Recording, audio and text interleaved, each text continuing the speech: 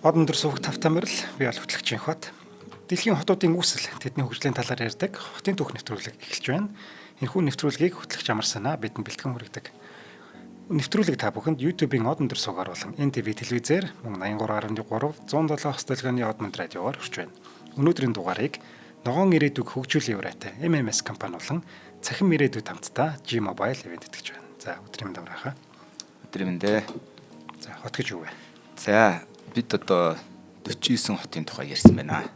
Гэхдээ бид хотуудаас ингэж жишээ авч хотынхын түүхийг ярьж өгчээсэн болохоос биш. Ер нь яг юм хот суурин газар гэж зүйл би омлын хувьд болон архитектур, хот төлөвлөгчдийн төвшөнд яаж үздгийг, ямар хотууд байдаг, анх үүсэл тэг ингээ хүндрэлт ер нь энэ хүн гэдэг зүйл суурин газар амьдарч ирснээс хойш бүх хөгжлийн явцыг ингээ таймлаад бацж ирж байгаа. Аль нэгэн хот дээр тусгаар одоо тухайлахгүйгээр гэсэн үг шүү дээ. Тэгээд мэдээж хэрэг тэрийг ярьж байхдаа одоо бидний ярьжсэн зарим хотуудаас нь хишилж байгаа. За энэ бол тэрнтэй төстэй, энэ бол тэрнтэй төстэй гэдэг ярих нь шүү дээ, тийм ээ. За ингээд бид ер нь одоо яг юу болж явж байгаад одоо хот гэдэг зүйлийг хорвоод бол хот гэж юм байхгүй шүү дээ. Хүн байгаа учраас хот бий болж байгаа, тийм. Тэгэхээр одоо хамгийн энгийн бөгөөд нэг зүйлийг ойлгох хэрэгтэй. Нэг үйлбэр байгаа. Тэр болохоор хот гэдэг чинь хүн гэсэн. Хөнгөө хот гэж байхгүй. Тийм үстэй. За. Тэгэхээр хотыг удирдах байгаа хүмүүс, хотын удирдагч нар, төлөөлөгч нар, хөгжүүлэгч нар юуг хамгийн түрүүлж авч үзэх ёстой вэ? Айлын шийдвэр гаргахдаа Хүнээ бод. Хүн л байгаа байхгүй. За тэр хүн нисч байж болно, явган явж байж болно, мөлгчээж болно. Одоо дроноор нисч болно, онгоцсон сууж болно шүү дээ. Хот дотор ч гэсэн нисч тэр хүртэл байгаа шүү дээ, тийм ээ. Тэгэхээр асуудлын гол нь юу гэхээр тэр хүмүүс нь ерөнхийдөө нийтээрээ ямар одоо юу гэдэг зохион байгуулалтаар явж байгаа гэдэг нь өнцгөөс нь харж шийдвэр гаргах хэрэгтэй гэсэн үг. Тэгэхээр зам барьж өгнө гэдэг чинь бол биш. Зам гэдэг зүйлийг бол зөвхөн одоо ачаа тээвэр зөөх зорилготой болохоос биш, зорчигч зөөх нь бол энэ төрлийн зорилго бас биш байсан байгаа байхгүй юу? Яг цагаа тулаа харахаар. Наазах нь одоо жишээлбэл одоо зарим том хотуудын одоо өргөн чөлөөнүүд жишээлбэл хүн гэхээс илүү айрам явуулах, цэргээ явуулах, хүнс одоо нэг тариалангийн талбайгаас одоо шингэрийн шинг одоо үнэтэй цайтай тэр одоо бараа таваараа усан бомб дээр хүрэх зорилгоор өргөн замуудыг тавьчихсан байгаа. Хүн гэдэг талаас биш тэр замыг бол ерөөсөө яг цэвэр нөгөө нэг ачаа тээврийн зорилгоор гэсэн. Тэр чинь Нидерланд байсан байна. Тийм. Тэгэхээр одоо хүн гэдэг нь ерөөсөө тэр машин тэрэг унаатай байна уу хөвөл харгалзаад танаа авэж өрөө хүчин алхаал явж байгаа. Чи өөрөөс машинаа тавиал алхаал явна. Нэгэн л машинтайгаа лифтэнд суугаад Хонконг шиг зарим Бангкокын баячууд шиг дээвэр дээрээ лифтэнд машинтайгаа сууж ордггүй юм бол нийтээрээ 99.99% нь гэртнээр алхаал орж байгаа шүү дээ. Энэ тохиолдолд юу хамгийн чухал вэ гэхээр хүн өөрөө чухал. Хүн тэр явган хүнд зориулсан бүх дэд бүтц хамгийн сайн дэмжигдсэн байх хэрэгтэй гэдэг нь хамгийн чухал. За тэрийг удирдлагаа болгоод ихэнд нь нэгтэн тавьж байгаа дараа нь бусд нь задарч орж ирэх нь шүү дээ. Тэгэхээр одоо эртний хүмүүс бол одоо ангөрөө хийгээд байгалийн тааламжтай орчин нөхцөл байдлыг ирж нүүдэлж амьдардаг гэсэн. Тийм ээ? Тэгээд хүмүүс хаана хамгийн анх амьдарч байсан бэ? Чиний бодлоор. Агуй. Боломжтой. Яагаад тэгэхээр дулаахан за гадны аюулаас хамгаалагдсан гэдэг тэгэхээр агуу бол одоо энэ тэр хамгийн ихний оромж бол таарах нь шүү дээ. За ингээд за тэгж явж байгаа нийлээд одоо галуу шиг гэх юм да. Тэг нийлээд ихэвчлэн хамтарч анги өрөө хийгээд. Хамтарч анги хийх юм бол томон ангих юм байна. Удаан амьд үлдэх бололцоотой юм байна гэдэг одоо нийгмийн хувирлал орж ирж штэ. Ингээд одоо цугларч эхэлсэн. За одоогоос 8-аас 10,000 жилийн өмнө зэрлэг амтан гаршуулан эдлэгээ хэрэглээндээ хэрэглээд газар тариалан эрхлэх зэргээр хамтарч амьдарч хамтын амьдралын одоо соёл сууж эхэлсэн. Ингээд анхны түр хугацаанд оршин суух системчлэгдсэн суурин соёл аж төрөх ёс бүрлдэж эхэлсэн байна. За би яг энд нэг зүгээр би энэ бол батлагдсан түүх биш шүү. Зүгээр би тоглож хэлдэг юм. Одоо Африкаас одоо 10,000 жилийн өмнөөс ингээд гаралтай гэж яриад байгаа шүү дээ. Бид нар чи хүндрэлтэн тэр чигээрээ тийм ээ. Тэгэхээр хятадч бай, оросч бай, арабч бай, монголч бай нийтгэж ялгаагүй нэг хэсэг хүмүүсийн нэг л хүмүүс байгаад байна да. Тэгээд би зүгээр боддог байхгүй. анхаа онохоо гаршуулаад дахиад мэхэд хижээж идээд газар тариална гэдэг яагаад тахаар бас нэг юм уул хадаар явж ан өрөө хийж амьдралын хэмнэлэнд таалагддаг тийм төрлийн хүмүүс нь ингээд нүүдэлж явсаар гад монголчуудын хөөгд ийдсэн болов гэж боддог байхгүй. Тэгээд нөгөөдүүлийг болохоор нүүдэлчтэй тий нөгөөдүүлийг болохоор ингээд заван бохор мөхөртэй ингээд суурин газар ингээд өдөө үеэрээ ингээд нэг цуулаамуулаа гэж яриад идэг штэ. Тэгэхээр одоо манай энэ тал нутагт байгаа монголчууд нь болохоор нэг тийм маягийн мэдрэмжтэй, тийм хэмрийг тэр зүйлийг хэмэр гэж боддог. Тийм хүмүүсийн үр садал одоо бид юм шиг. Нэг тийм юм захирагдах дурггүй те. Тэгээ жоох ингээ нэг дураараа байх сонирхолтой. Дургуугаа хөргөл уул руу гараад гівтчихдэг маягийн те. Маргаан заргаан гарахаар ер нь миний зөв л гэж бодно. Тэрнээс хоёулаа ярьж байгаа дундын зөв гэж гарахгүй. Одоо машин мөргөлдөд хүртэл харагдана те. Машины урд таагаар ороход хүртэл харагдана. Ерөөсөө л миний зөв. Тэгээ нөгөө нэг аргагүй дэлхийд дахин нь ингээд хоцоорын газар хилийн дээсмээс татаж ингэж хомигцаараад хөсөөсөөгөө нэг 3 сая нэг ийм мэдрэмжтэй хүмүүсийг нэг нутагт наагаад тавьчихсан шүү. Зүгээр ханаад хоглож хэлж байгаа шүү. Энийг бас айлгаараа тэрнээс. Тэгэхээр одоо манай өвд эдс мэдс бол за би бол гахаамхаа хэлж орохгүй. Надад тэр уул нь боог байна. Би тэрийг л агнж идэх нь илүү гоё байна гэдэг тийм зорилгоор л ахуй амьдрал соёл нь ингээд өөрчлөгдөж явсан юм байна гэж би зүгээр хараад байгаа. За би эндээс нэг юу ч хятад монгол хүний нэг гэсэнгүй. Зүгээр одоо хүн төрлөختөн одоо Африкийн баруун урд хэсгээс ингээд явчихлаа тий. Нэгэр Кениягаас жоох урагш байгаа шүү дээ. Нэг тэр үүссэн газар нэгээд байгаа нүүдэлчгэлсэн гэдэг байна. Тийм за яг тэгэнгүүт тэр нэг хүмүүс юм болвол би тэр хүмүүсийн тийм одоо мэдрэмжтэй, сонирхолтой, хүстэй хүмүүс нь одоо ингээд нүүдэлж явсан байна гэж үзэж штэ тийм ээ. За дээр нэмээд монголчуудад бас хоцоорон барих одоо соёл жоохон сул суусан бас нэг том шалтгаан болохоор яг нь хот байгуулах, хэрэн байгуулах хангалттай сайн чулуу байх. Тийм учраас Монголд Англи ч юм уу Европ шиг юм цайз барих бололцоо гэсэн. Тэн чинь бол нөгөө шин залуу уулуудтай аль би нуруунаас чулууд авчираа тэгээ чулуу цайз бариад байгаа байхгүй. Quarry гэж нэрлэдэг байгаа. Манайхан карьер гэдэг. Тэгэхээр манайд болохоор нэг эртний одоо Тэнгис далайн Ёроол байсан юм газар нутаг болохоор ингээд чулуу хуучин насжилттай тэгээд үүрж унахтай амархан. Тийм болохоор одоо хар өрөн хотын туур одоо хэрлэн болгос одоо дисгээр байж тээ тэр нэг хуучны хотууд шүү дээ хар болгос дандаа зүгээр туур нэг юм овоолцсон шорооч хэл үлдчихэд байгаа шүү дээ. Тэгэхээр тэрний хэрмийн хамгийн том одоо босгож ирсэн барьж ирсэн түүхий эднүүд шаварлж чадах байхгүй. Топо шавар. Тэгэхээр манай нутагт ингээд олдож байгаа ганц зүйл нэр. Тэгэхэд хятадууд бол одоо цагаан эрэм гэд бариад байгаа чинь тэр чулууны уурхатай байсан учраас л тийм юм дулдж хийж байгаа шүү дээ. Тэрнээс одоо бид нар эндээс одоо говь гаталгаад тэндээс чулуу авчираад энд бариад боломжгүй шүү дээ. Тэгэхээр энэ газар нутагт бол хоцоорон байгуулах нь ашиггүй болж хувираад байсан байна. Боломжгүй болж хувираад байсан. Тэгэхээр хүссэн үсээгүй нүүдлийн болон ийм чөлөөт орон зай дотор маневр хийж амьдрах тийм аж ахуй одоо энд дасан зохицож энэнд хамгийн сайн дасан зохицож энийг одоо өөртөө ингэж хяналтанд оруулж чадсан хүмүүс нь усаа байгуулад ингэ явжсэн бол таарат байгаа. Тэгэхээр нөгөө нэг яадаг вэ гэхээр нүүд суухад хөнгөн байх хэвээр. Аюул ирэхэд гэрээ шууд бараг ингэ зонтгш эвгдэг зонтгш ингээд ачаад явж чаддаг байх хэвээр ч юм ингээд иймэрхүү ингээ арга барил амьдралын хэм маяг биднэрт өгсөн. Энд чинь нэг сууд ухаан хүн ерөөсө цэвэр амьд үлдэхийн төлөөх бүх ухаанаа зарцуулж байгаа шүү дээ. Тэнгүүд Европ ч юм уу энэ хятад метод эднэр болохоор цайз руу орчиж байгаа. Бид нар болохоор зогтох хэвээр. Ямар нэгэн байдлаар хурдан хөдөлгөөнтэй маневр сатах хэвээр. Ингээд энэ чигээр өөр амьдралын хэм маяг яваад шүү дээ.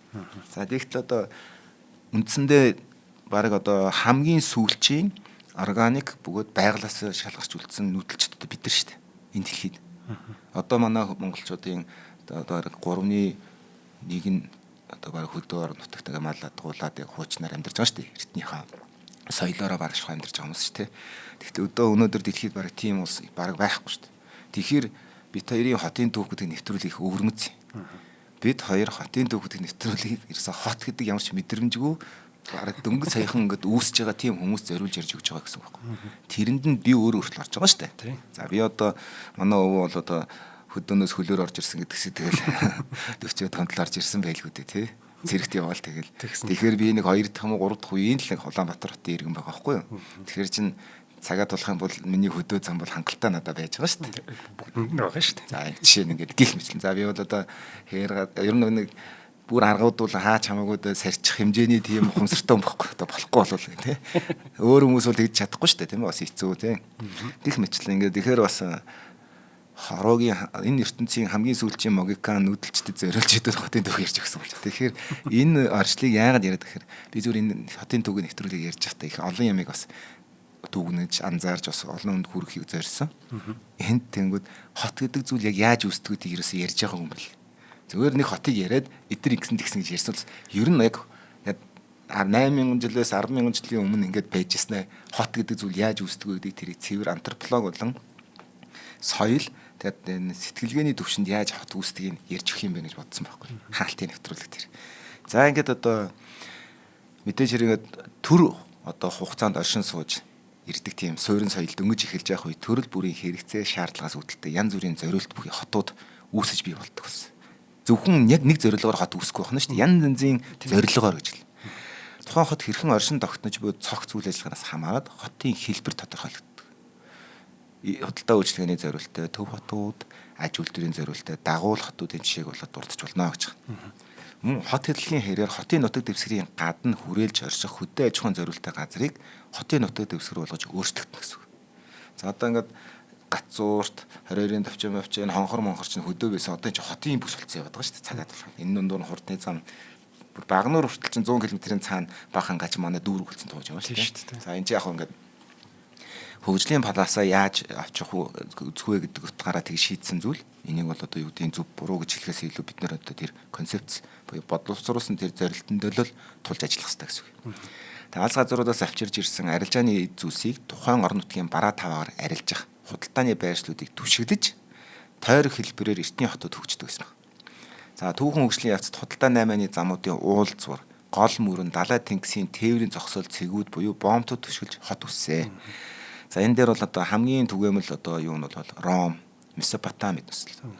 Ром бол яг цэвэр тэр хавийн бүх одоо тариачин, гар урчуудын бүх хүмүүсийн уулзурцыг юмаа ирж би нэг 7 хоног майлж нэг хідэн одоо сандал ширээ хийгээд тэнд аваачаад хурал бодогоор солиод явдаг газар байх нь шүү дээ. За ингээд би бол одоо тэр мужаан байх нь нөгөө талаас гуталчин ирээд гутлаараа солилцол ингээл тэгэхээр чи надад нэг өөр би хийж чадахгүй зүйлээ хүнээс авах хэрэгцээ гарна да. Тэгэхээр дандаа тэрийг хайж явж ихэр нэг цэг дээр очивол амар штт тийм ээ. За яг ийм загвараар одоо худалдаан дээр суурилж хот үсэж байгаа. За тэгтэл монголчуудын нөгөө хот үсээгөө бас нэг том шалтгаан. Манай энэ нүгээр худалдааны зам явдаг гэсэн. Яг ингэ цагаад л юм. Бид нар хүчрэг байгаад тэндээ суурин сууж ижил хүн дууддаг болохоос биш ихэнх тохиолдолд бид нарыг тойроод урдуур ингэ явж байгаа шүү дээ ингэ. Одоо торгоны зам чинь. Тэгэхээр бид бол тийшээ тэрийг л одоо нэг хянжиж одоо бараа таваараа авна гэдэг юм л одоо аж ахуй бизнесийн стратегтэй болсон гэсэн үг. Одоо хааштай бид нар энд одоо хурд орхоо үржүүлээд торгод урд хийж чадахгүй манад шавар нь байхгүй учраас шаазангаар гоё хийж чадахгүй гэл ийм л учраас бид хийж чаддаг хүнээс нь дээрэмдэх эсвэл наймалцах үүдэл аргаар л авна өөр арга байхгүй ийм л одоо амьдралын хэв маяг бид нар тулцсан гэсэн үг. За ингээд шашин зүтлийн холбоотой хотууд гэж байгаа. За энэ дээр жишээлбэл нөгөө нэг одоо эртний иргэд одоо хотын нутаг дэвсгэр оршуулгын газар бунхан одоо газруудыг ариун газар гэж онцгой авч үздэг. Тэгээ тэрийгэ тойрж бас миний өвгд эдсийн булшинд байдаг гэд ингээд тэрийгэ тойрж бас хот үсчихсэн байна. Арилжаа 8-аас гадна. Тэгээ дийлэнх эртний хотуудад томоохон хэмжээний талбай тойрсон сүм, шашны шуулбар бүхий олон нийтийн талбай байдаг.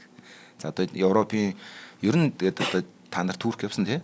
За тэгж ерөөсөл хот бол туйрна. Ерөөсөө нэг тийм талбай, сүм тэгэл нэг юм халуун ус тий нэг ингээд нэг худалдааны газараа дагаал ингээд ерөөсөө хот ингээд тойрсон байж байгаа шүү дээ тий. Нөх Туркийн дээр Ромын хотууд нь тийм байгаа шүү дээ бөөрн.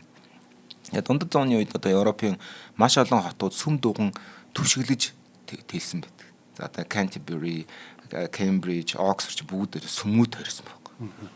Яг тэр Христийн сүмээ барайл Христийн сүмээ барингуудаа урталт нь талбайтай. Талбайныхаа хажууд нь засаг хотын захиргааны байшингаа барайл нөгөө талд их сургуулаа барайл нөгөө талд нь шүүхийн байшингаа барайл тэгээл ингээл тардаг байхгүй. Тийм учраас одоо Европын сонгодог хотуудыг харахаар төв талбай ерөөс яг юм шаблонтой байхгүй. Чи Парадисо синема кино мэдэн тийм ээ. Тэн дээр чи сүм байгаа шүү. Төв талбай дээр нь кино чаддаг байхгүй. Жижиг Палермо чи үлээ Жан Карло байлуу. Тийм хот байхгүй. Сицили. Тийм Жанкалдо. Манай хот ч гэсэн тиймэрхүү юм биш үү? Засгийн орд нь байж, талбай нь байж, хажууд нь хотын захиргаатай. Ер нь бол манай хотын яг энийг бол Европын уламжлалт одоо хот байгуулалтаас одоо үгүй тэр одоо үзэл баримтлалаас суралцж ирсэн зөвлөлтийн архитектурыг төлөвлөж өгсөн гэж ойлгож бараг болохоор. Яг тэрэндээ дулах юм бол манай хот чинь яг тийж ирэх юм бол одоо яг зан мазар өндөргийн зан мазар чинь суурийг тавьсан. Тэгээд тэнд нь одоо ингээд сүм хийд байгаа шүү дээ. За тэгэхээр уул нь бол тэр кэптэй явжсэн гэсэн үг байна. Одоо тэнд жанараска барьсан. Тэгээд тэр дөнд динжээ тойрсон маягтай тий. Тэгээд тэгж жагаад одоо хөгжлийн явцад өөр хувирлууд бий болоод явсан. Тэгтэл жишээлбэл бид нэр Азийн улс байж тал яг Азийн шах улс шүү дээ. Тэгэхэд бид нар жишээлбэл Хятадын болон одоо эртний Хятадын хотын байгуулалтыг эндээ бий болгож болох байсан байгаа байхгүй. Тэгтэл бид нар яг одоо бол нөгөө зөвлөлтийн нөлөөгөөр юм одоо тийм зөвлөлтийн соц маягийн тийм хэв загвартай хотод болчиход байгаа шүү дээ. Тэгтэл хар орон ингээд бус хотууд нь болохоор бас өөр. Одоо урдаас маш их нөлөө авсан хот байгуулалт нь тийм байгаа шүү дээ. За ингээд ярихаар бол бид бол бүгдээс нь л нэг имийг ингээд аваад зээлдээл суралцаал ингээд явж илсэн бол таарад байгаа. За хоёлаа хамтран ажиллаж байгаа танилцуулнаа. За өнөөдрийн дугаарыг ногоон ирээдүйг хөгжүүлэх яриатай MMS компани бэлтгэж байна. За MMS компанид байгаль дээлтэй доктортой хөгжлийг дэмжиж шавхагдшгүй эрчим хүчний их усэр болох нарны цахилгаан эрчим хүчний өргөн сонголт цогц шийдлийг харилцагч нартай хүрэхээр ажилладаг ийм компани байгаа. За нарны эрчим хүчний зах зээлд дэлхийд тэргүүлэгч Jinko Solar, Solax Power зэрэг үйлдвэрлэгчдийн Монгол орны уур амьсгал тохирсон шилдэг технологи бүхий бүтээгдэхүүнээр дамжуулаад малчин өрх, за газар тариалан амны орон сууц, үйлдвэр үйлчлэгээ зэрэг бүхий л салбарт 30 жилийн баталгаат хугацаатай нарны эрчим хүчний шийдлийг санал болгоод ногоон ирээдүйрөө хамтдаа урагшилцгаая гэж уриалж байгаа ийм компани байгаа. За хэрв та цахилгаан эрчим хүчний дутагдалд орсон цахилгааны төлбөр өндөр гарч байгаа зэрэг асуудалтай тулгарч байгаа бол нарны цахилгаан үсгүүрээр эдгээр асуудлуудаа шийдвэрлэх ийм боломжтой гэдгийг давхар дуулгаж байгаа. За дэлгэрэнгүй мэдээллийг авахыг хүсвэл 7711 1999 дугаарын утсаар залгаж болно. За мөн 8966 41 41 гэд ийм утсуудаар дэлгэрэнгүй мэдээлэл авах боломжтой байна. За дээр нэг нэмэт хэлчихэд ер нь энэ нарны цахилгаан эрчим хүчээр цахилгааны асуудлаа шийднэ гэдэг бол ер нь ирээдүй гэж харж байгаа. Тэгэхээр ирээдүйд бүгдээрээ одооноос бэлтгэлтэй бай. Одооноос энэ хэрэглэж хөвшцгээе гэж би бас уриалмаар байна. За баярлалаа. Ногоон ирээдүйд л хамтдаа хотын түүх нэвтрүүлгийг маань бас дэмжиж хамтарч ажиллаж байгаа. Одоо хамтлан MMS компанийн хамт олонд маш их баярлалаа гэж хэлье. Яагаад тэгэхээр энэ нэвтрүүлгийг та бүгдийн тусламжтайгаар Алтан гişүүдийнхээ тусламжтайгаар хамтран ажиллаж байгаа одоо төлөөжөөрийнхээ тусламжтайгаар одоо ер нь бол хүргэлээ шүү дээ. Тэгсэн. Яг үнэндээ бол тийм ээ. Тэгэхээр энэ бол одоо оюуны хөрөнгө оруулалт хийж байгаа давхар сурчлангаа өөрийнхөө үдээс сурчлангаа оюуны хөрөнгө оруулалт хийж байгаа энэ хамт олонд бас талархснаа илэрхийлье. За баярлалаа. За ингээд одоо нэг хоёлаа ингээд хотууд ингээд нэг эхлээд нэг юм төвлөрөл шамбарлтынх нь одоо шалтгааныг ярьлаа шүү дээ. За тэгсэн чинь дараагийн нэг одоо эрхэм үүрэг бий бас. Хүмүүс төвлөрөөд ирэхээр тэрийг эзлэх хүсэл гарч ирнэ. Эзэн суух хүсэл гарч ирнэ. Тэгэхээр тэрийг гадны төрөмгөлөөс хамгаалах хэрэгтэй болно. За ингээд одоо өмч хөрөнгөө хамгаална гэхээр бэхлэлт хүрээл барина. Хашаа барина гэсэн үг тийм ээ. Тэгээ нөгөө нэг South Park-ийн нөгөө нэг хашаа барихаар л монголчууд ирдэг гэдэг шиг тэгээд дайн тулааны шинэ технологи техник хэрэгсэл хөгжөөд одоо галт сум малсын тусгалтай баллистик пүүжин зэрэг үүсэх хүртэл хот болвол их одоо хамгаалагдаж болдог байсан газар байсан байхгүй. За ингээд олон мянган жилийн туршидаа бэхлэлт хүрээ хэлбэрээр хотууд тэлж ийсэн. Ерөөсөө хотын үндсэн юм нь бол дандаа дотроо жижигхэн цайз байгаа шүү дээ. Тэгээд бусд нь гадуур нь тавьчихсан. Одоо бол ингээд хотууд чинь тэрийг хэрмнүүднээсээ бүр том болсон байгаа шүү дээ. За тэгсэн чинь одоо дэлхийн 1 2 дугаар дайн ч юм уу болоод ингээд ирээд ирэхээр нөгөө нэг хамгаалт одоо нэг хан ман өөрт нь гай болж гисэн гэсэн. Хамгийн аюултай цэг болно гэсэн үг шүү дээ. Тэр чинь тариутан бөмбөг хаяал тийм. За ингээ хот цөөрөн газрууд мөн засаг захиргааны төвийг үүрэг гүйцэтгэв. За яагаад тэр тэнд олон л хүн байгаа юм чинь тэнд иргэдийн харилцаа бий бол. Иргэдийн харилцаа бий болохоор тэрийг зохицуулахын тулд татвар, төрийн институтцүү, засаг захиргаа ингээд ирэхээр нөгөө нэг нийслэл гэдэг зүйл төвлөрөл гэдэг зүйл чинь бий болж байгаа гэсэн. За одоо ингээд засаг захиргааны төв нэгжүүд байрласан нутаг дэвсгэрт нийслэл хотын үнэлэмж гэдэг зүйл бий болж байгаа. Эдийн засгийн үйл ажиллагаа төрөл бүрийн оршин суугч тэдний ур чадварын төвлөрөл болох хот суурин газар хүн төрөлхтний соёл урлаг шинжлэх ухаан техникийн хөгжлийн суур болж эхэлсэн. Одоо эндээс чинь хөгжиж эхлэн гэсэн үг. Ганцаараа агууд сууж байгаа л ганц юм урлаад байдаг. Инх хоттой өрсөлдөөд хийгээд байвал арай илүү сайн их шүү дээ. Инх хот шарандаа арай гоё хийгээд ингээл явсаар өрсөлдөөн бий болохоор яг илүү чанартай, илүү өрсөлдөөнд суурилсан сайн бүтээлүүд гарч чинь, сайн бүтээл гарч ирээд чинь хөгжил бий болж байгаа. Гутлыг ингэж өмсөхгүй байна, ингэж хийхгүй юм байна гэдэг нөө хаа гэдэг чинь л өөрөө хөгжил шүү дээ, тийм ээ. За ингээд альва хот хүрээлэл буй газар нутагт гадаад ертөнцийн одоо шинэ мэдлэг одоо мэдээлэл түгээх харилцааны төв болоод байгаа. За энэ дээр нэг юм байгаа. Жишээлбэл хамгийн сүүл байгаас нэг хинтээ зулаа битэр нэг Трансильван буюу Дракулагийн түүх ярьж байхад хэлжсэн.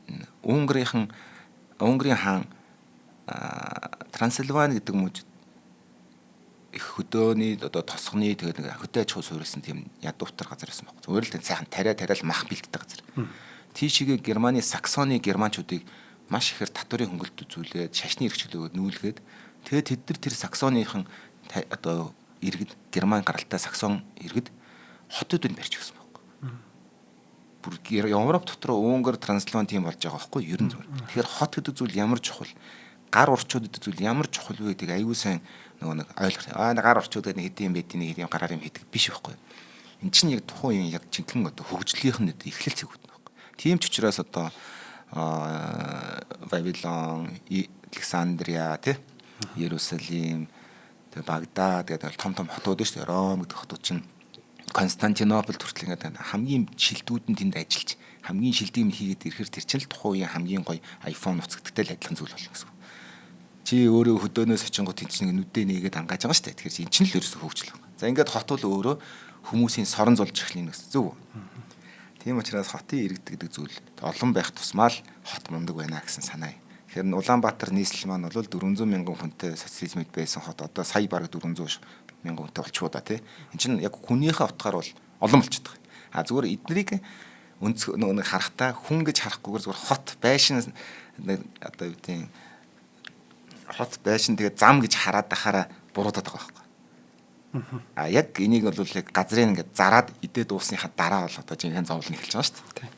За энийг бас одоо манай Солонгос ах нар их зааж өгсөн бахаа гэж би зүгээр боддتي. Манай бороонуудад Солонгос бороонууд газрыг чинь ингэж зарддаг юм аа гэдэг их сайхан зааж өгсөн бахаа гэж боддог. Солонгос кинодыг хараад байгаа тийг санагдтыг. Тэгээ манай хэд яг эдэн төгөргөнд нь болоод ирээдүг юм ойлгохгүй тэгээ сайхан энийг нэг мө шараатай газар юу гэдэг ингээл зараад нэг мэдхэд өөрөө тэрнийхээ боол нь болоод дарлал нь болоод суцж байгаа шүү дээ. Одоо 1000 цусаар үлээд ямар ч нэмэргүй гэсэн үг шүү дээ. Хуулж аваад нураадгүй юм бол одоо үний өмч шүү дээ тийм ээ. За. Ингээд одоо хоцоорон одоо зүйл ингээд үүсэж байна гэ харилцаа холбооны төв болцсон. Хоцооронгууд үүссэн газар зүйн байршил гэдэг зүйл бас гэж байна. Хотын дотоод бүтэц газрын гадрах одоо манайх ч ингээд урдуураа уултай хойгоороо ингээд намхан гол толгодтой дундуур нэг гол урсаа тэр гол руугаа ингээд нэг цутгалан ингээд хідэн сэлб одоо баст маска гол ингээд цутгаж байгаа нэг ийм дүр зураг байгаа шүү дээ. Улаанбаатар хот яг Барселона хоттой их төстэй шүү дээ яг энүүгээр. Тийм үү. Богдуулыг далаа гэдээ ойлгочихсан. Тэгээ туулголоор ингээд туулгол талаахын эрэг байхгүй. Тэгээ Барселона хотын ингээд бич гэдэг шүү дээ. Далаа эрэг нь хамгийн гоё байх хэвээр байдаг тийм эрэг нөгөө юу болцсон байхгүй. Бохирдоод их заваарч нэг хэсэг. Тэгээ зум бороо орно шүү дээ. Тэнгүүд яг энэ хойд уулынх нь жалганаар нь ингээд урсдаг шиг бүх үерүүд ингээд урсгаа цутгадаг байхгүй. Тэгээ шороо мороогоо ингээд аваад 80-ад оны Барселона гэдэг үер гэдэг зүгээр бицэрлэг зураг үзээрэй. Зүгээр өнөөдрийн Улаанбаатар. Тэгээд 90 оны Олимп байгуулах гэж эдгээр бодсон ба. Яаж энийг шийдв? Тэгээд за ямар ч байсан далайн эрэг бол цэв цэвэрхэн байх хэвээр. Одоо далайн эрэгтээ усанд орч чаддаг ус. Тэр үе чинь нэг хамаг баас шээсээ тийш урсгаж байгаа болохоор заваа хог мог нар. Толгойтоор явдаг гол чинь зүүн салааны гол тий. За нэг зүүн салааны гол байгаа. Ийшээ сэлб байгаа. Дахиад цаашаа улаастан гол ингээд урсдаг байхгүй. Ер нь нэг юм богдуулыг далаа гэж ойлгочихвол Барселона атахгүй уул нь бол бид нэр. Тэгээд тэд нар ерөөхдөө газрын доор 7-8 метрийн гүнд ус суглуулдаг юм подолууд барьсан байна. Танктай юу? Үгүй ясаа зүгээр ингээд цэм цутгаад. Тэгээд дээр нь зогсоол мохсоол юмнуудаа хөгжүүлэлтээ хийгээд тэгтээ нөгөө хөнгөн хөгжүүлж хөнгөн дэд үтц. Тэрнээс нөгөө суур цутгаал амар талахгүй. Тэгээд тэр дотор кофш явдаг. Тэгээ нөгөө мэдээж хэрэг үерийн ус юм чинь нөгөө заваа нөгөө шорооморот горж ирж штэ. Тэнгүүд хуурай үед нь ороод тэр ковшорын тэрийн шоноодыг авч хаяад борооны үйлдэлт нь болохоор тэр усан тэр дотроо цуглагдаад цаашаа гарах нь гараад урсаад тэр усыг гаргаж ирээд хуурай үедээ дээдхээ усалж буслаад ингээд хид хідэн том коллектор гэдэг шиг цуглуулагч ус цуглуулж барьсан байхгүй. За ямар ч тэр үер далаа руу гардаг тэр юм хийж шийдсэн маа зүгээр жишээ. Би энийг одоо баг хотын захиранаас хүн дагуулж авч үзүүлчихсэн. Ингэж шийддэг юм байна гэдэг барилаа. За тэгэхээр одоо гадаргуу гэдэг зүйл тухайн нэг одоо жишээл Бээжин бол уул байхгүй шүү дээ. Зүгээр ер нь бол тийм ээ. Зарим нь тэгэхээр манай Улаанбаатар бол ууларх гэж дээ. Тэгэхээр нэг хот болгонд өөр ингэсэн нэг сорилтууд байдаг. Тэр газар зүүн байрлалаас хамаараа. Байгалийн тогтц дагсан одоо асуудлаас болоод гэх юм уу та. Тэгээ баг зэргийн одоо газрын гадаргт ер нь бол хотын төгс хэлбэр нь юу гэхээр баг зэргийн газрын гадаргын налуутай нутаг дэвсгэр хот байгуулалтанд хамгийн тохиромжтой гэж үздэг. Яа тэгэхээр жоохон уруу байх тусмаа баас шээс тэр нөгөө хаягдлын өнөө тэр юм шүү дээ. Хот ч өвтгөнөө гаргана шүү дээ. Тэрийг нь урсах болцоотой гэдэг гэсэн үг байхгүй. Яг ингээд нэг төвшөнд байж шаарддаг чинь зайлуулах гэж их газар шороны ажил хийгдэг гэсэн үг байхгүй. Тэгээ ус нь урсцгүй ингээд байгаад ирэхээр бохирдон заваар нь хот өрөө гэсэн санаа юм. За тэгээд одоо хэдийгээр одоо баг зэргийн юм налуутай байх нь төгс байрал гэж үздэг ч гэсэндээ одоо жишээлбэл одоо манайх шиг уул тоолгод гүвэд амсан хэд хэдэн нутаг дэвсгэрт хүртэл ингээд салж байрладаг хотууд байна. Афин хот байна, Сан Франциско байна, Рио де Жанейро. Рио де Жанейро мэднэс тэ нэг Риогийн нэг өөрийнх нь тий фавела тэгвэл тэр чинь нэг зарим одоо нийтийн тээвэр болохоор ингээд агаар дүүж мууж ингээд шийдэж байгаа шүү дээ тий. Жишээлбэл Афин бол өөрөө уулан дээр оршиж байгаа, чулуун дээр оршиж байгаа тий. Сан Франциског мэднэс Канадад дандаа гэдэг ийм сорилтууд байна. Гэтэ энийг чинь ингээд өөртөө ингээд шийдэж байгаа. Манай Улаанбаатар ч гэсэн сорилттой шүү дээ. Цагаат бол тийм ээ. Тэгээд өөр ингэсэн зовлонгууд байна. За ингээд одоо ер нь бол Улаанбаатар хот бол хот байгуулалтын хувьд бол муу тийм ч муу газар биш байхгүй сонголтын хувьд нэрийн ярил. За энэ одоо байгуулахаас гадна үс энэ нэг дөрвөн уулын дунд илүү дулаахан үйлждэг гэдэг талаасаа бодож сонгосон юм гэж ер нь бол түүхт омог дээр яриад байгаа шүү дээ. Тийм үү. Ер нь бол тийм. Одоо задгаа газар бол хүүтэн шүү дээ. За гих мэтчил ингээд уулын өмөртөө өвлжихэд амар гэдэг бас нэг юм яваад байгаа байхгүй. Анхны бидээж зэрэг тэр одоо 300 400 жилийн өмнө энд одоо паалантай жорлонтой парта байшин барина гэж бодоагүй шүү дээ. За ингээд одоо хотын дүр төрх хэлбэр бүрэлдэхэд байгаль цаг уурын нөлөө тод тусгалаа үлдээн. За халуун дулаан уур амьсгалтай хотуудын гудамж замуудыг салхины зөнхлөх чиглэлийн дагуу төлөвлөдөг туршлага өргөн тархсан. Бид нар ер нь тэр тухайд бодох байгаа шүү дээ. За яадаг вэ гэхээр нэг бүгчмддэг учраас хаанаа салхитай тэр салхиа ингээд нефт гаргах гэж одоо гудамжаа тэрэн тон гэж амсардуулж ингэж барина гэсэн үг юу л өршиг. Нью-Йоркт одоо жишээлбэл нэг одоо блокоос нөгөө блок руу зам гарахад баг хийсэнгээ алддээ шүү дээ. Тийш тэнгисээс нь салхилдаг байхгүй амар хөт. Тэр нөгөө кинон дээр гараад идэг чинь үнэн байхгүй. Ингээл ингээд намраад идэг шүү дээ. Тэр чинь яг тэр яг сезоныхоо салхитай сезон дээр бол яг тэгдэг байхгүй. Бас хүүтэн үедээ бол их хүүтэн тий. За хот бол ундны усны тогтмол тогтвортой хангамжтай байх хэрэгтэй. Ихэвчлэн гол мөрний эрэг дагуу эсвэл гүний цэвэр усны их үүсвэртэй газруудад хот суурин үүсэж бий болдог. Орчин үеийн маш том олон хотууд одоо тухайн газар нутгийн усан хангамжаар ундны болон ахуйн хэрэглээний усны хэрэгцээг хангаж чадахгүй хүртлээ хөржин хөгжсөн одоо бол. Тийм учраас хөрс зэрэгэлдээ нутгаас шугам хоолоогоор дамжуулан хэрэгцээний усан хангамжаа татж авдаг. Жишээлбэл одоо энэ дээр хамгийн том жишээ бол Кейп Таун хот усгүй болж байгаа. Оо тийм. Усгүй болоод удаж байгаа. Тэгээд усаа шийдсэн л дээ. Гэхдээ ус маш өндөр үнэтэй болчихсон гэсэн. За яагаад тэгэхээр нөгөө төсөөснөөс нь өөр тэгээ байгаль одоо нөгөө цагаарын өөрчлөлтөнд бас нөлөөлж байгаа тэр хотод. Тэгэл Кейп Таун бол хамгийн гоё хотуудын нэг байхгүй бол Өмнөд Африк. Яг эртний колони байшинтай нөгөө очиж мөчхөн. Тэгээ би Аз таараагүй Кейп Таун очих хөлөмгийн тоглолт үзэх байсан. Даач бүх юм оронгоор эргээ бид нар жоб өөргөдө Йоханнесбургт очиж үзсэн. За мэдээж хэрэг одоо эндээс одоо хот суурин төлөвтөө газар хөдлөлт үер хар салхи мэтчлэн тодорхой хугацааны давтамжтай байгалийн гамшиг хохирол багтаа давж болох бүрдүүлэхээр төлөвлөсөн байдаг гэдэг. Одоо хүнд өрлөгтний бүтээн байгуулсан хамгийн анхны хотын түүхийг одоо ингээд тогтоох одоо нэлээх эрвтэй ажил байдаг юм. Маргаанч дагуулт юм. За манайхан анхны хот гэж ингээд ярьдаг те. Олон судлаачдын анхны жинхэнэ хот гэж үздэг хот нь бол яг үнэхээр хот суурин газрын үндсэн хэв шинжийг агуулсан эртний хот бол манай эртний өмнөх, манай тооллын өмнөх 3000 гаруй жилийн өмнө одоогийн Египтийн нутагт орчдөг Месопотами гэдэг хот. Эртний хотуудад одоо нийгмийн элит дээд давхаргын зориулсан барилга байгууламж баячууд тийм ээ. Сууцны бүсүүд тэгш шимтэй, эмх зэгцтэй баригддаг юм. Эдэлбэр газруудтай тойроо тий. Үүний эсрэгээрээ одоо нэг доод давхарга нэг ядуучуудад бол зүгээр өстэй жинхэнэ нэг цацаа тавьсан лего тоглоом шиг юм байдаг гэсэн. Энэ бол одоо тухайн одоо хотынх нь өөрийнх нь өнгө төрөх болж явдаг. За энэ дээр бас нэг гоё хот байдаг. Би үргэлж очиж үзье гэж боддог нэг хот байдаг хот. Тэр Йемен Омонд байдаг хотод. Эртний нэг 4-5 давхар өндөр юм цамхууд барьчдаг. Тэгээ дандаа газар шороогоороо барьсан юм шиг илсэн донд. Тийм. Яа нэг кино гэдэг зөвлөл кино гэдэг юм аа дээр хараа пирамид нисээд бууж болоод идчихлээ. Тэгсэн чинь нэг тэнд нэг юм байшгаад тэр мөрөн дээр гардаг байхгүй. Тэр нэг юу Stargate юу лээ? Stargate хаа тиймэрхүү тийм. Мөн. За ингээд иймэрхүү байдалтай байна. За ингээд эртний Грекийн хотуудад болохоор газар зохион байгуулалт хотын газрын зургийг нутгийг тэлэхтэй нийтлэг төрөх бол байгаагүй. Зүгээр л жижиг тосгон хэлбэрийн суурин газруудын хүн ам нь нэмэгдэж явсаар хагаад одоо суурин хэлбэр шилжиж ирсэн. Ромын эзэнт гүрний үед бол хот суурин газруудыг үндсэндээ алдан бус зүгээр ингээд багширсан зүгээр л богнорсон газар. Эний чи хот байгуулах гэж бодож хийгээгүй гэдэг нь бол маш тодорхой. Ром хотын түүх төрөл ярьж байгаа шүү дээ. Ромын тэр Капитол гэдэг хийл шиг тийм одоо сүм биш дээ. Зевсийн сүм, Юпитерийн сүм.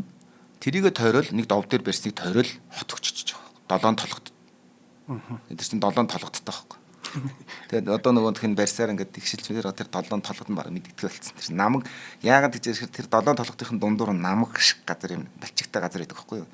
Тэгээд намаг дээр юм барихгүй тул баячууд нь ч юм уу тэр санваартан одоо чинэлэг хүмүүс нь толгот дээрээ байшингуудаа бариад тэгээд тэднэрт үйлчлэлтэй зарцсанаар тэр ядуу зүд хүмүүс нь ингээд тайрж ийлээсээ тэгээд 7 толготод ром болцсон байхгүй. За ингээд одоо археологийн баримт бичиг одоо их сурвалжуудаас ингээд үзэхээр ер нь бол Ромын үеийн суурьшлийн хэлбэрүүд дотроос яг хуулбарснаар Ромын айрмын цэргийн хуарангийн зохион байгуулалтаар хотоо төлөвлөж эхэлсэн байна. Эхлээд бол тийм байхгүй гэж байна. Ром бол төлөвлөгдөөг бот. Дараагийн хотуудаа барихдаа Ромын цэргийн хуаран болохоор яг ийм дөрвөлжин периметр дотор яг ингээ гудамжлаад шиг тор шиг тооны дэвтэр шиг тийм байдаг байна. Энэ ерөөсө төх суйлбар юм байна гэд Ромын бусад хотуудад барьтаа яг тэрийг бариад Англид барьсан хотууд бүгд тэр хажуу үеийн хотод дандаа тэрийг баримтлсан байдаг байна. За ингээд ромчууд бол одоо хотыг сэтгэлж барина торлож барина гэдэг тэр төлөвлөлтийг бол нэвтрүүлсэн одоо хүмүүс бол таарах нь байна. Тийм таны түрүүний ярьсан Барселона ч гэсэн тийм шүү дээ. Бүр харахад бүр яг тооны дэвтэр шиг юм. Тэгээ дунд нэг Гаудийн сүмдэл нэг шал дали юм байж байгаа. Бусд нь бол яг тооны дэвтэр. Тэнгэрээс унсан баас шиг. За хамтран ажиллагчид танилцуулъя. Өнөөдрийн дугаарыг маань цахим ирээдүйд хамтдаа G-Mobile компани бэлтгэж байна. G-Mobile-ийн хязгааргүй хэрэглээ 24K гэдэг нэртэй урамшууллыг зарласан байгаа юм байна. За энэ яах вэ гэхээр бүх сүлжээнд хязгааргүй яриа хийж, хязгааргүй дататай 40,000 багцыг 3 сарын турш сар бүр 24,000 мянгаар авах ийм боломжтой болж байгаа юм байна. За одоо 100 болж байгаа, лагер гарч байгаа, ийш тийш явна. G-Mobile бол хөдөө орон нутагт маш сайн барьдаг. Ийм та шүү дээ, тэ. Тэгвэл хязгааргүй дата хэрэглээг 24,000-аар сарын турш хэрэглэнэ гэдэг бол энэ үнэхээр эрхлүүлсэн юм байхгүй юу? Хэрэглээ байхгүй юу, тий? За тэгвэл G-Mobile-ийн маань ийм одоо урамшууллыг зарлж байгаа юм байна. Энэ урамшуулалт харин 6 сарын 30-наас өмнө бүртгүүлэх хэрэгтэй юм байна. За хэрхэн одоо бүртгүүлэх вэ гэвэл шинэ хэрэглэгч болох урдчилсан төлбөрт үйлчлэхээс шилжих дараа төлбөртийн одоо байгаа багцаа ахиулан солиод ийм боломжуудаас хэрэгэлснээрээ энэ урамшуулалт хамрагдах боломжтой болж байгаа юм байна. 6 сарын 30-ны дотор бүртгүүлчих юм бол 3 сарын турш сар бүр 24,000-аар цэнэглэх ийм эрхтэй болж байгаа шүү. Энийг бас анхаараарай. За тус урамшууллаар хязгааргүй дата хэрэглээ бүх сүлжээнд хязгааргүй яриа хийх ийм боломжтой болно. За хязгааргүй яриа бүх сүлжээнд гэдэг нь одоо бас юу ч юм те. Хизээ юм байлаа да те. Одоо нэр эрхлүүлж чинь та нэр. Хязгаар өгсөн чи сонир санагд. За урамшууллыг My G-Mobile application, G-Mobile цэгийн за үйлчлэгний салбаруудаар за мөн CV-гийн бүх салбараас Easy SIM худалдаж аваад ашиглах юм боломжтой. За дэлгэрэнгүй мэдээллийг My G-Mobile application болон G-Mobile цэг MN вебсайтуудаас авах боломжтой байна. За мэдээж 9810 36 болон G-Mobile-ийн хэрэглэгчд бол 36 гэдэг дугаарыг хоцроо залгаад дэлгэрэнгүй мэдээлэл авах боломжтой байна. Ер нь яг гэрээсээ гараад CU ороод eSIM авахд л ийм гаралтай болчихно гэсэн үг тийм. За хугацаа нь тун удахгүй дуусгаж байгаа юм байна. Та бүхнийг яраарай гэж хэлмээр юм байна. За наадмарч одоо их олон юм бол нөхөдөөгөө одоо тэгээд дата гэдэг зүйлийг их л хэрэг болно да. Хэлсэн шүү та нарт би гэдэг өвөл цасарахаас өмнө нүүй гэж их буцсан да гэдэг нохооны зураг шиг. Та нар сайн хэлсэн шүү мартаад явбаа та нар. За ингээд хот ч одоо ингээд хамгаалтын бүс мүс ингээд бариад ихсэн чинь хот төлөвлөгч нар гэдэг хүмүүс гарч ирсэн байна. Янз янзын ур чадвартай архитектор гэх юм уу. За тэгснэ геометрийн зөв дүрсэх хэлбэртэй тэгш хэмтэй юм барий, гоо сайхан юм бай, хот ин чин гоё байх хэвээр нэ тэр таа чин эзэн хаан шүү дээ. Эзэн хааны өргөө гэдэг чи ийм байдгийм байдгийг. Тэрийг хараад тэр нөгөө муу хаан чин тийм барьсан биш. Та яагаад барьцаа барьдгүй юм ярьдгүй ингээл ингээд шургаа эхлэн тийм ээ. За тэгэхээр өрсөлдөө явна. Өрсөлдөө явахдаа өөрийнхөө одоо суудлал буюу одоо нийслэлээ гоё болохын төлөө өрсөлдөн зөв. За ингээд явж байтал эртний хотоодоос өвлж ирсэн шигүү органик хэлбэр дүрс зөнхөлсөн эдэлбэр газруудыг сэргэн мандлын цаг үед дахин төлөвлөж гоёмсог талбайтай урт өргөн чөлөө тэгшимтэй барилга байгууламжаар чуулбараар дүүргэж эхэлсэн. За ядж яхад энд нэг тус болно. Тэр модон байшингуудын шатгаар чинь тэрийг дахиж барихтаа чулуун болгож барихтаа их гоё барина штэ. Чи энэ дэрнээс шатаагүй бол тэр чинь хинж оролдохгүй штэ. За 15 дугаар зууны үеийн хотуудыг галт суман довтлогоноос хамгаалсан хэрэм хааныг тойруулж сумны тусгалын зайг нэмэгдүүлэх зорилгоор газар шорооны ажлууд ихээр хийгдэж эхэлсэн. За над руу дайрвал бие буцаагаад хамгаалахад яах вэ? Хамгаалахын тулд энэ тал руугаа тусгалаа нэмэгдүүлэхийн тулд юу хийх вэ? Газар шорооны ажил хийж ийн гэсэн үг. Зарим газараа шуудуу татна, дайсныг ойртуулахын тулд. Тэгээ тэнд орвол тэр зайд ашигтай зайд орж ирэхэд бид нэр энэ сумнаараа энэ буугаараа одоо буутахад тэдний бүгдийг онно гэж тооцож газар төлөлтүүдийг хийж гисэн гэсэн үг л дээ. Санаа нь бол модзод тарьдаг ч юм уу те. Моддуудын тайр нүр. Яад бол хит ойртчул модон дотроос нөгөөдөл нь хараад бид нар харж чадахгүй шүү дээ. Тэгэхээр тэр моднуудын тайр шүү дээ. Харагдах газар хүртлээ.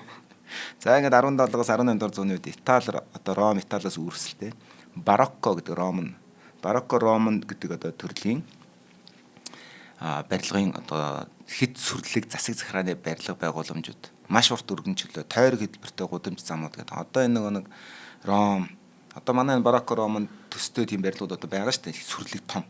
Одоо манай засгийн газраар хуучин барилга бол жоохон фасад нь тиймэрхүү байсан байхгүй. Дөөрийн чатар байна. Драмын чатрыг үчим том багантай байгаа гоц. За энэ чинь бол ер нь тэрийг жоохон санагдсан. Тэрнээс одоо юу авсан маягтай, урам авсан маягтай. Жишээлбэл одоо яг энэний төрлийн барилга бол одоо манай элдв учрын кино чатар байна. Хажууд нь хөрөнгийн биш нэг голомтын барилга фасад нь тэрийг бас санагдуулахын тулд одоо симметр буюу эквивалент чанар гэдэг тэр тэнцвэртэй чанарыг хадгалахын тулд фасадаа яг тиймэрхүү барилгын загвараар босгосон байна ч юм уу тий. За энэ төрлийн барилга бол айхтар юм одоо мод хүчтэй орж ирсэн гэсэн. За одоо ингээл Европын том хотууд ерөөсөө энэ нэг Петрийн талбай шүү дээ нэг Ромын нэг Ватиканы талбай мал эдгээр чи бүгд ерөөсөө энэ төрлийн загваруудын л байшин гэсэн. За ягаад би нэг чамд готик төрлийн барилгуудыг мэдэн тий. Готик гэдэг хаашаа сүмүүдийнх нь оройн бүр юм шавхар.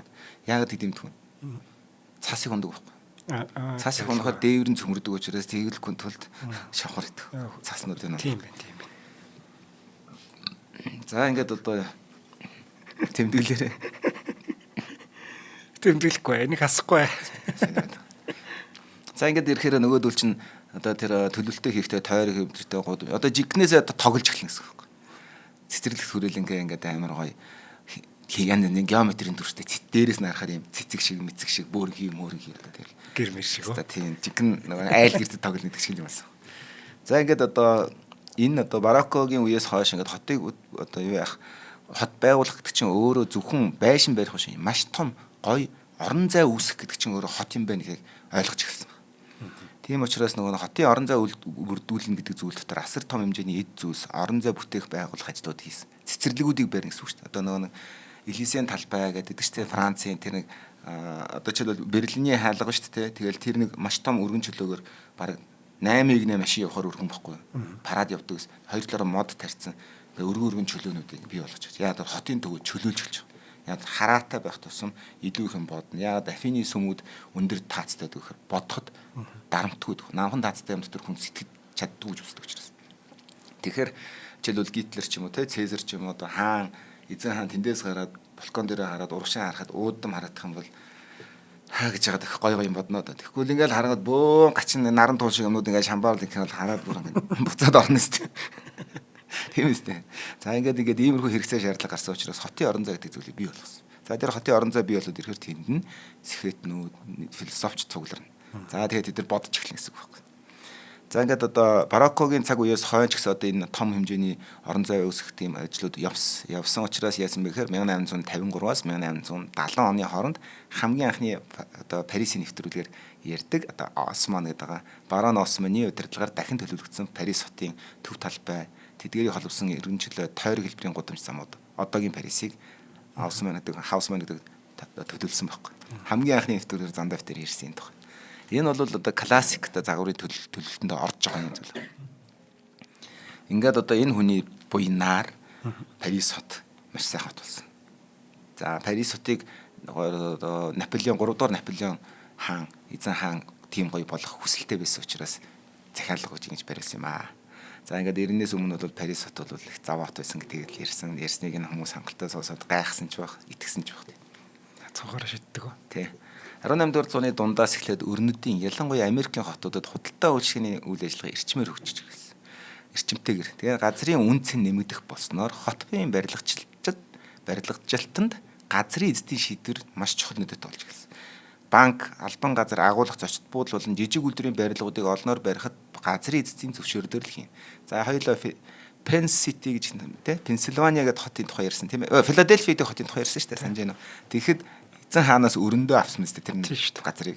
Тэгээ одоо тэр нь өнөөдөр Америкийн яг нэрээр бол Америкийн одоо хувьсгалын өлгийн нутаг хамаг сэтгэгчдийн үүр уурхай болсон хот шүү дээ тийм Филадельфи гэж. За ингээд одоо Филадельфи хотыг тэр газар нутгийг эзэмшижсэн газрын эзэн бол тухайн газрын ямар байхын шийдсэн гэсэн үг таарна. Тэгэхээр яг тэр загварын дагуу Америкийн хотууд яг copy paste хийж баригдсан. За тэгээ газрын арилжаа 8 газар авч хот суурин гэдэг энэ дүр төрх бүрэлдэх үйл явцад хөрөнгө оруулагчдын шийдвэр гих зүйл маш ихээр нэмэгдэж гисэн. Хаан гэхээс ил.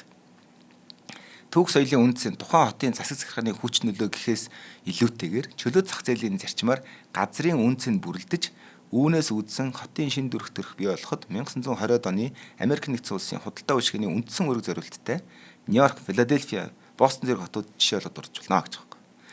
За манайхан нөгөө нэг газрыг үнгүү гэж бодоод харилцаанд ордог гэж бодож явж исэн одоо социализмын үеэс дөнгөж мултраад ойлгож амжаагүй байж байгаа. Би энэ дээр үлийг цэвэр яг шууд энэ үлийг манай Солонгос ах нарын Убан нарын зааж гисэн газрын 8-ны. Яг тэр би энийг аюулсаа сандаг байхгүй. 99 лөө 2000 онд Улаанбаатар хот хөрөнгө оруулалтын жил гэж зарлаа л. За. Тэгэл Улаанбаатар хотод хөрөнгө оруулна гэл тэгснээл баахан газарнууд олгол гэсэн баг. Тэгэл би тэрийг одооний энэ болж энэ зүйл байсан юм бэ гэж ойлгож байгаа. Тэгээ тэр нь их гоё нэртэй байсан. Хөрөнгө оруулалт, барилгажилт хөрөнгө оруулалт. За. Ажил дээр явсгалын өрөөр өрнөдийн одоо хот зөөрөнгүүд хурцтай өгч гисэн. Тэгээд уурын хөдөлгүүрт тэрэг усан онгоц шин техникүүд хөгжихөөр хотын газар нутагт хилээд хүн амын цэвэр өсөлтөөс илүү механик өсөлтөд хурдц нэгдэж гисэн. Яагаад тэгэхээр ажиллах хүч хөдөөнөөс орж ирнэ гэсэн үг.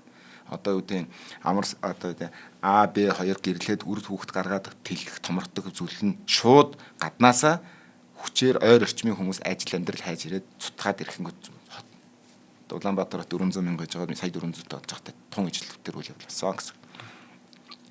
Хөдөө орнотын олон мянган айлууд фермерийн аж ахуйг орхин шинэ аж үйлдвэрүүдэд ажил эрхлэхээр хот суурин бараад нь нүжирсэн гэдэг чинь. За энэ бол одоо цэвэр одоо Оросын явсгалын хуулийг ярихад хүртэл ярьсан шүү дээ. Яг тариач гэж хэлсэн аа газрын эзэд хаад гэжсэн дунд нь ажилчаа ингээд цоо шин хүмүүс гард ирсэн тий. За тэр нь одоо тухайн үеийнхаа стандартаар бол солонгосч ажил хийдэг шиг хотод очиж ажил хийгээд гэрээ орноо хөдөө гэрээ тижээдэг ажилчаанг бий болж ирсэн гэсэн үг. За төмөр замын тээвэр хүн амын шилжилтэнд онцгой үүрэг гүйцэтгэсэн. Усан замын тээврээр хэдэн зуун цагаач иргэд Европоос Америкийн нэгдсэн улсад ирж хотуудын хүн амыг механикаар бас нэмэгдүүлж ирсэн юм тийм ээ. 1840 оны байдлаар 300 мянга байсан Нью-Йорк хотын хүн ам 1910 он гэхэд 4 сая 767 мянга болтлоо өссөн. Юу вэ? 12 дахин нэмэгдсэн байна.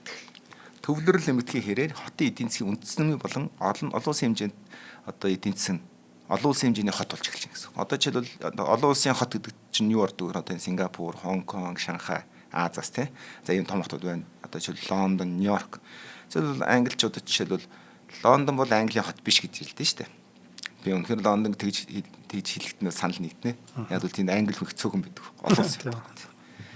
За ингээд ирэхээр одоо технологийн дэвшил нэмэгдээд ирэхээр цахилгаан шуудан, телефон, утас харилцаа, төмөр замын шугамудаас даваад дотоод сүлжээнүүд нэмэгдээд одоо ингээд бид нар дараагийнх нь гүйцэхгүй байгаа шүү дээ. Машин дуусаад цахилгаан машин ороод одоо скутер болцсон явж удахгүй тийм хятадд баг нисдэг дронын такси гараад ирж энэ чиглэлүүд эхлээд ярьж байгаа шүү. Дубайд яваад эхэлсэн. За уучлаарай. Миний бие хоцрогдсон байна бас тий. Нэг хэсэг троллейбус галт хэрэг байжсэн одоо тэр чинь баг шагдаад гарчлаа тий. Ингээд үнэхээр одоо юм бүр ингээд нүд цавчхын дотор л өөрчлөгдөж байна. За хоёлаа нэг юу ярьлаа Копенгаген хотын тухай ярьлаа. Амстердамын тухай ярьлаа. Тэгэхээр нөгөө ярьсан баг. Тэгэхээр чи айл 70-аад онд хотын төвчлэрийн шийдэх гээд цахилгаан машин явуулж ирсэн тийм шүү дээ. Тэгэхээр тэр нь одоо 30 40 жилийн дараа 50 жилийн дараа одоо ингээд хэрэгжиж явж шүү дээ. За ингээд одоо ер нь бол хот гэдэг зүйл бол одоо хоёр дахь том давалгааныхаа өөрчлөлтний үгээр дэлхийн 2 дугаар дайны дараа хотын одоо алсагдсан дүүрэг зах одоо слам гэдэг чинь л шүү дээ тэр захын дүүргүүдээс эхлээд хөгжил аягүй тэлж эхэлсэн гэсэн. За ингээд одоо яваад ирэхээр яг үндэ бол Монгол улсын хотын хөгжлөний тэр бол зөвхөн цэвэр зөвлөлтийн бол юу Оросын нөлөө зөвлөлтийн нөлөөгөөр ингэж архитектор төлөвлөлт явж байгаад орхигдсон. Орхигдсон учраас яг жинхэнэ нэг Тарзан гэдэг чинь Маугли гэдэг чинь ойд нэг хайц хүүхдэд чинь өөрөөр ингэ зөнгөөрөө явж байгаа. Өнөөдрийн Монгол улсын хотын хөгжил бол ийм байна. Энэ дээр би одоо шүүмжлэх хүмүүс л байгаа. Мэдээж шүүмжлэх амархан. За би эндээс нэг л зүйл дээр онцгой харуулж шүүмжлэх зүйл нь юу гэхээр за тэр машин тэрэг бол угаасаа яг хүмүүсийн орлого нэмэгдэхээр машин тэрэг нэмэгдэнэ. Зүгээр энэ хотын ингээд нэг шийдэж болох байсан орон зайнуудыг ингээд газар болгоод худалдаа зарцсан хүмүүст л би үнэхээр харамсдаг. За энэ одоогийн удирдлага бол тэр өмөрөөдөж байгаа юм байх биш. Одоо шүүмжлэж байгаа юм биш. Эднэр бол тэр 30 жил учир утахгүй одоо 36 жил энэ хотыг ерөөсөө огт зүгээр идэж уушны газар амжиргааныхаа их усүр болгосон хүмүүсийн зовлонг шийтэх гээд явж байгаа. Тэгэхээр энэ одоо хот гэдэг зүйлийг би хэлсэн шүү дээ. Хот гэдэг бол хүн гэж хэлсэн. Хүн гэдэг чинь юу юм? Хотын захирч юм уу? Хотын захиргаанд ажиллаж байгаа хүмүүс юм уу? Үгүй шүү дээ. Хот хүн гэдэг чинь чи бид нар байхгүй. Энд л аж амьдралаа залгуулаад хөдөөнөөс орж ирсэн ч хамаагүй энд ажил хийжгээл амьдралаа залгуулаад явж байгаа сурж байгаа л бол энэ чиний хот. Тэгвэл энэ хэний оролцоотоор өөрчлөгдөж болдгоо гэхээр хоёулаа бас нэг өөр хотын төвдөр ярьж байсан. Заавал хамтын ажиллагаар юм. Жишээлбэл энэ нэг Нямбатар гачи юм ерөөсөө энийг өөрчлөхгүй байна. Хогийн новш юу ч хийж болно. Тэгтээ чи өөрөө тэр нь хамтарч ажиллахгүй бол юу ч өөрчлөгдөхгүй. Нямбатар гэдэг хүн 1000 тэнд одоо нэг саарл юу лээ формо өмсөл нүдний жил зүгээр юу ч ярьсан ямар ч хамаагүй байхгүй. Чи өөрөө тэрэнд оролцох хэрэгтэй.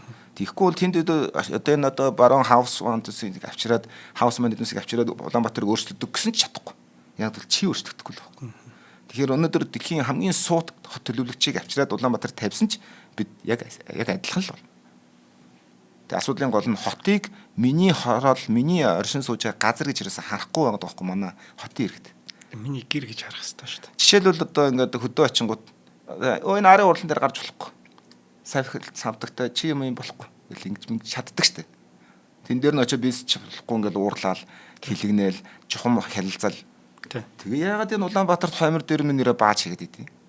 Тэгээ хэлэхээр чи хуц муц ингээд ийм л баг штэ. Гэхдээ тэгэд яагаад хүмүүс бие биендээ шаардлага тавих болчихсон юм.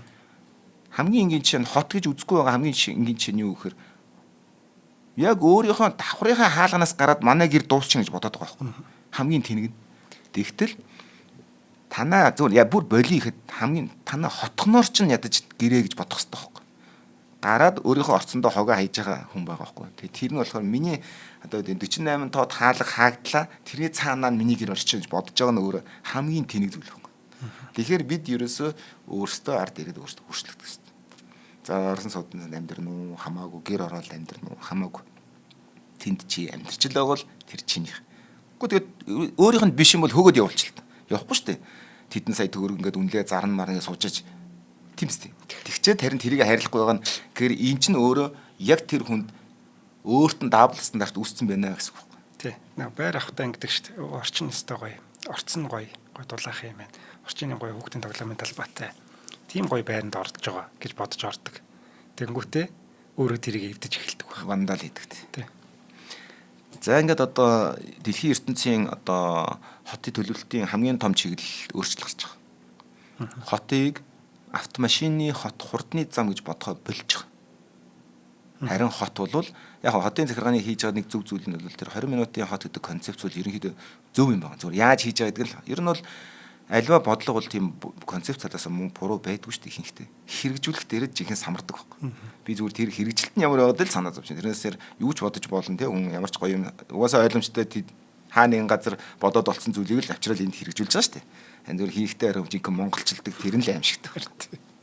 Тэгээд одоо чи харалт энэ талбай орд байгаа нэг яг ямар очиртай юм мэдгүй нэг юм ави авч болохгүй хаяа хийж болохгүй нэг юм оргилуурхэд хэцүү оргилохгүй хэд хэцүү нэг юм байгаад байдаг. Өдөр чинь юу байд юм? Төмпөнгөөр зөөдгийн. Тэгээ оргилж илээ тэр. Бид нар жоохон байхдаа нэг амдаа ус болгож хагаад гэрээ бүхгээ цацааж үрзэх шиг юм байгаа шүү дээ. За баярлалаа амраахаа. За хотын түүх нэвтрүүлгийн маань одоо 2 дугаар удирлын сүүлийн дугаар дахиад бит хоёр сууж таарлаа. Энэхүү одоо өндөрлөж байна. За нэвтрүүлэг маань та бүхэнд YouTube-ийн Од Мөндөр сувгаар болон NTV телевизээр зам 83.3 107 столгийн Од Мөндөр радиогоор хүрсэн.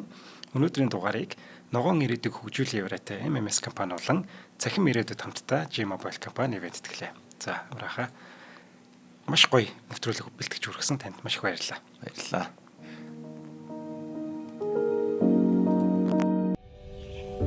Нэвтрүүлгийг хүлээн авсан Нарны аймгийн монголчуудаа баярлалаа. Од Мөндөр сувг нь энэ мэдчлэн таны мэдхүйн мянган нэвтрүүлгийг 2026 оны 7 сарын 1 хүртэл та бүхэндээ хүргэх юм. Их хэлээрээ шинжлэх ухаан танин мэдхүйг түгээхийн үлсэд нэгтгэх хүсвэл та бидэнд хандив өгөх боломжтой. Та нэг нэвтрүүлгийг 100 төгрөгөөр буюу 1000 нэвтрүүлгийг 100 мянган төгрөгөөр үнэлээд биднийг дэмжээрэй. Жилдээ ганцхан удаа 100 мянган төгрөгөөр биднийг дэмжснээр шинжлэх ухаан танин мэдхүйг түгээх энэ үйл хэрэг амжилттай үргэлжлэх юм. Од Мөндөр нэр дээрх Худалдаа хөгжлийн банкны данс байгаа 4191 Тэг 4 518. Та 100 мянган төгрөгөөр шилжүүлэхдээ гүйцэтгэлийн утга дээр нь өөрийн нэр болон утасны дугаараа заавал бичээрэй. 100 мянган төгрөг хандалснаар Од Мөндөр сувгийн алтан гишүүн болох юм а. Шинжлэх ухаан танин мэдхгүй Монголд ялах болтугай.